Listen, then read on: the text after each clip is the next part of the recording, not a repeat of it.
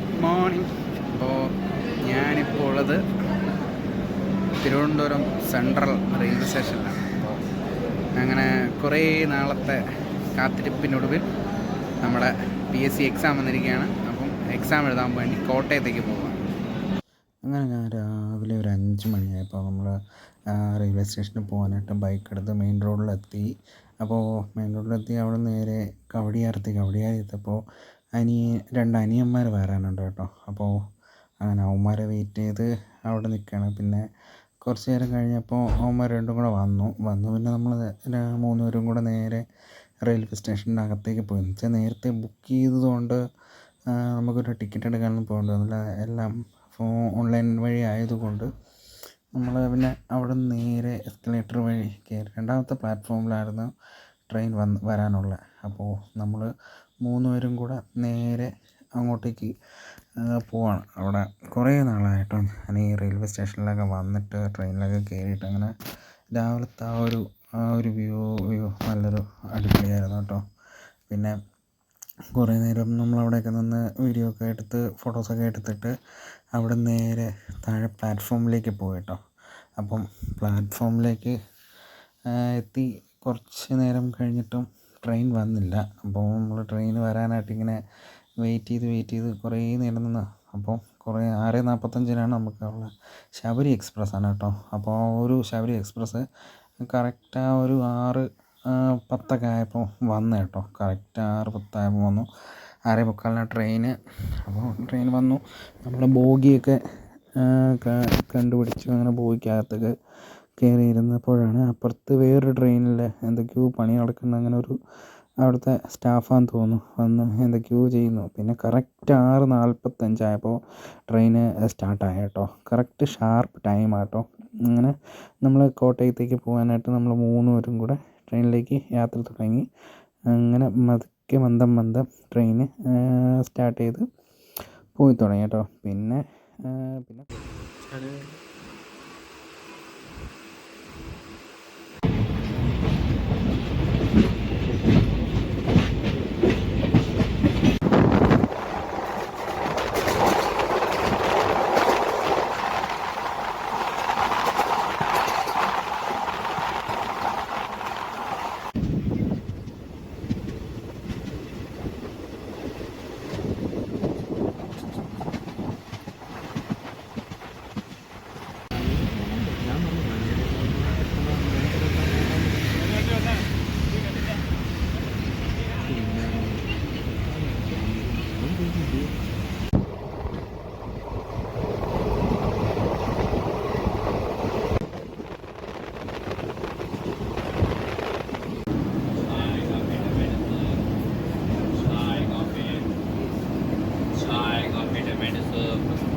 Chai, coffee.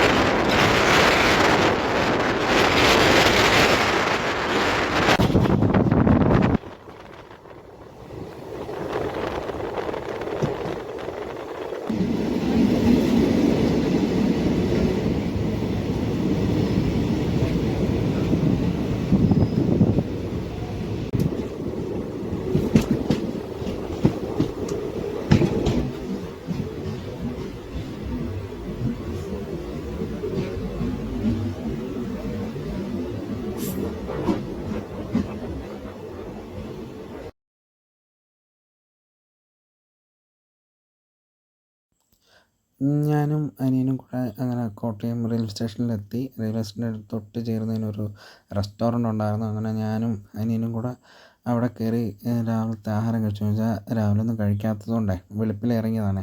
അപ്പോൾ രാവിലെ ഒന്നും കഴിക്കാത്തതുകൊണ്ട് ഞാനും അനിയനും കൂടെ പൊറോട്ടയും മുട്ടക്കറിയൊക്കെ വാങ്ങി കഴിച്ചു. കൊള്ളായിരുന്നു കേട്ടോ. വലിയ ടേസ്റ്റൊന്നും ഇല്ലായിരുന്നെങ്കിലും എന്നാലും കൊള്ളായിരുന്നു, വിശന്നിരുന്നത് കൊണ്ടേ.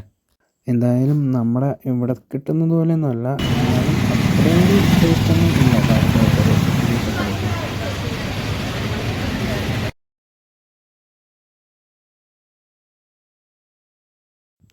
റെയിൽവേ സ്റ്റേഷനിൽ നിന്ന് ഫുഡും കഴിച്ചിട്ട് ഞാൻ അവിടെ നിന്ന് ഇറങ്ങി കുറച്ച് ദൂരം നടക്കണം കേട്ടോ. അതായത് നാഗമ്പടം ബസ് സ്റ്റാൻഡിൽ എത്തി. അവിടെ നിന്നാണ് എനിക്കിനി സ്കൂളിലേക്ക് പോകാനുള്ള ബസ്. 20 രൂപ ടിക്കറ്റാണ് കേട്ടോ. അതായത് 7 മൈൽ എന്നുള്ള സ്ഥലത്താണ് ഈ സ്കൂള്, അതായത് technical higher secondary school Vellur ആണ് കറക്റ്റ്, അതായത് പാമ്പാടി. അങ്ങനെ പോകുന്ന വഴിക്കാണ് കേട്ടോ ഞാൻ ഈ ഒരു ഇത് കണ്ടത്. അതായത് ഓരോ സ്റ്റോപ്പിനും ഇത്ര രൂപ എന്നുള്ളൊരു ഇതൊക്കെ എഴുതി അതിൻ്റെ സൈഡിലിങ്ങനെ എഴുതി ഒട്ടിച്ചിട്ടുണ്ട് കേട്ടോ. അപ്പോൾ ആണ് കണ്ടക്ടർ ഒന്ന് പറഞ്ഞ അടുത്ത സ്റ്റോപ്പാണ് 7 മൈൽ, അടുത്ത സ്റ്റോപ്പിൽ ഇറങ്ങുമെന്ന് പറഞ്ഞു. അങ്ങനെ ഞാൻ ഇറങ്ങിയപ്പോൾ അവിടെ നിന്ന് നേരെ കാണുന്നൊരു എൻട്രൻസ് ആട്ടോ, അതായത് സ്കൂളിലേക്ക് പോകാനുള്ളൊരു എൻട്രൻസാണ്. പക്ഷേ അതൊരു അമ്പലത്തിൻ്റെ ആർച്ചാണ് കേട്ടോ. അവിടെ നിന്ന് അകത്തോട്ടേക്ക് കുറച്ചങ്ങോട്ട് പോകുമ്പോൾ ആണ് ഒരു സുബ്രഹ്മണ്യ സ്വാമി ക്ഷേത്രത്തിൻ്റെ ഒരു ആർച്ചും കൂടെ കണ്ട് അവിടെ നിന്ന് നേരെ കുറച്ച് ഫ്രണ്ടിലോട്ട് പോകുമ്പോൾ പിന്നെ സ്കൂളെത്തി. ഇതാണ് ടെക്നിക്കൽ ഹയർ സെക്കൻഡറി സ്കൂള്. അങ്ങനെ പിന്നെ ഇവിടെ വെച്ചായിരുന്നു എനിക്ക് PSCയുടെ എക്സാം. അങ്ങനെ അവിടെ നോക്കിയപ്പോൾ കുറേ പിള്ളേർ അവിടെ നിന്ന് ഫുട്ബോളൊക്കെ കളിക്കുന്നു. അങ്ങനെ അതൊക്കെ കുറേ നേരമൊക്കെ കണ്ടുകൊണ്ടൊക്കെ നിന്നിട്ട് സ്കൂളിൻ്റെ അപ്പുറത്തെ സൈഡിലൊക്കെ പോയി അവിടെ നിന്നൊക്കെ കുറേ കാഴ്ചകളൊക്കെ കണ്ടു. വെച്ചാൽ കുറേ കാടൊക്കെ കയറി കിടക്കാം കേട്ടോ. പഴയ കെട്ടിടങ്ങളാണ്.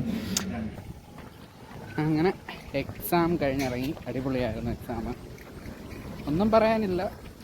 എല്ലാത്തെ പോലെയും കഴിഞ്ഞ തവണത്തെ പോലത്തെ തന്നെ എക്സാം, അങ്ങനെ വലിയ ഇതായിട്ടൊന്നുമില്ല എൻ്റെ ഒരു അഭിപ്രായത്തിൽ. അത്രയേ ഉള്ളൂ. എന്നാലും അടിപൊളിയായിരുന്നു, നല്ല എളുപ്പമുണ്ടായിരുന്നു.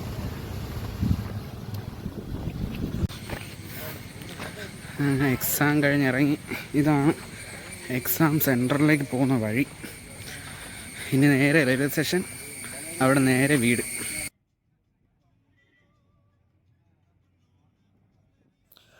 എക്സാം കഴിഞ്ഞ് കുറച്ച് സമയം കഴിഞ്ഞ പിന്നെ നമുക്ക് പ്രൈവറ്റ് ബസ് കിട്ടി. നാഗമ്പടത്താണ് ഇറങ്ങേണ്ടത്. പിന്നെ എനിക്കൊരു കൂട്ടുകാരനെ കൂടെ കിട്ടി കേട്ടോ. അമലൻ എന്നാണ് പേര്. പുള്ളി പൂജപ്പുരയാണ് താമസിക്കുന്നത്. പാവം പയ്യനാണ്, നല്ലൊരു പയ്യനായിരുന്നു. അങ്ങനെ പുള്ളി ഞാനും കൂടെയാണ് നാഗമ്പടം ഇറങ്ങി. പിന്നെ പുള്ളി ഏറ്റുമാനൂർ പോയി. ഈ ഒരു സാധനം ഞാൻ ഈ TVയിലും പത്രത്തിലും മാത്രമേ കണ്ടിട്ടുള്ളൂ കേട്ടോ. ആദ്യമായിട്ടാണ് ഈ സാധനം ഞാൻ നേരിട്ട് കാണുന്നത്. കോട്ടയത്തുള്ള ഈ ഒരു റൗണ്ടിന് ചുറ്റുമുള്ളൊരു ഒരു ആർച്ച്. ഇപ്പോൾ ഗൈസ് നോക്കൂ, നമ്മളിതാ കോട്ടയം റെയിൽവേ സ്റ്റേഷനിലെത്തി. കൂടെ വന്ന ഗൈസ് ഇതായിരിക്കുന്നു ഗൈസ്. ഓ ഗൈസ്, അങ്ങനെ നമ്മൾ കഷ്ടപ്പെട്ട് ബുദ്ധിമുട്ടി ക്യൂ നിന്ന് തിരുവനന്തപുരത്തേക്ക് ഒരു ടിക്കറ്റ് ഒപ്പിച്ചെടുത്ത് ഗൈസ്. അങ്ങനെ ഇനി നമ്മൾ കോട്ടയം റെയിൽവേ സ്റ്റേഷനിൽ നിൽക്കുകയാണ് ഗൈസ്. ഇനി ഒന്ന് ഫുഡ് കഴിച്ചിട്ട് 6:10 നമുക്ക് ട്രെയിൻ. ഞാൻ അങ്ങനെ ഫുഡ് കഴിച്ചിട്ട് വന്നപ്പോഴാണ് കേട്ടോ ഒടുക്കത്തെ തിരക്ക്. എന്ന് വെച്ചാൽ ഏറെക്കുറെ എല്ലാവർക്കും PSC എക്സാം ഇവിടെ കോട്ടയത്ത് വെച്ചായിരുന്നു. ഇപ്പോൾ നല്ല തിരക്കായിരുന്നു. ഇനിയിപ്പോൾ എങ്ങനെയാണെന്നറിയില്ല, ട്രെയിനിൽ സീറ്റ് കിട്ടുമോ എന്നുള്ള കാര്യം സംശയമാണ്. എന്താണെന്ന് കണ്ടറിയാം. എക്സാം എല്ലാം കഴിഞ്ഞ് വന്ന് ഇപ്പോൾ ഇവിടെ റെയിൽവേ സ്റ്റേഷനിൽ ഇരിക്കുകയാണ്. അടുത്ത് 6:10 അടുത്ത ട്രെയിൻ. ഇവിടെ ആണെങ്കിൽ നല്ല തിരക്ക്, ഒരു രക്ഷയില്ലാത്ത തിരക്കാണ്. അങ്ങനെ നമ്മുടെ കേരള എക്സ്പ്രസ് ട്രെയിന് വന്നു. അപ്പോൾ എന്തായാലും നല്ല തിരക്കാണ്. ഇനി എന്താവും എന്നുള്ള കാര്യം ഒരു പിടിയില്ല. ഇനി നിന്ന് പോവേണ്ടി വരും എന്നുള്ളൊരവസ്ഥ ഉണ്ടാവുമോ, ഇരിക്കാൻ സീറ്റ് കിട്ടുമോ എന്നൊന്നും അറിഞ്ഞൂടാ. എന്തായാലും ട്രെയിൻ വന്നു. എന്തായാലും നമ്മൾ ട്രെയിൻ കയറാൻ നിൽക്കുകയാണ്, ഞാനും അനിയനും കൂടെ.